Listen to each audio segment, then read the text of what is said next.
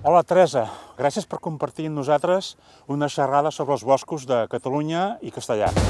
Bé, doncs encantada de compartir aquesta estona amb tots vosaltres. De fet, els boscos d'aquest país són tan immensos, tan plurals, que sens dubte, doncs, d'alguna manera, tots ells acaben influint en els pobles.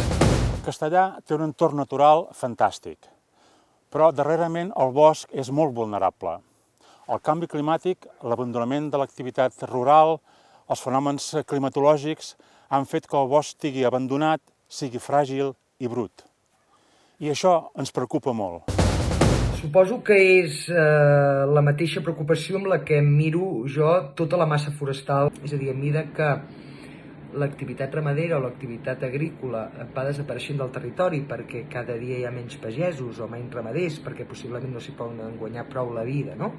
I en això hem revertit des del departament aquestes polítiques perquè justament això no passi. Com podem afrontar, doncs, aquest gran repte? Haurem de ser capaços de gestionar-ho, de tenir una mirada conjunta, una mirada llarga, a més fer viables també totes aquelles activitats forestals, però també les agrícoles i les ramaderes. D'acord, però ens cal concretar més. Per exemple, amb l'àrea forestal. Vull posar d'exemple l'agenda forestal de Catalunya, que varen presentar fa poques setmanes, i que és un acord entre l'administració i les empreses forestals. Que hem de fer és afavorir la incorporació de treballadors, en aquest cas, en aquesta activitat, i assegurar-ne el seu futur. Des d'un punt de vista energètic, els boscos tenen un gran potencial que podem convertir en estructura d'estat si fem ús de la biomassa.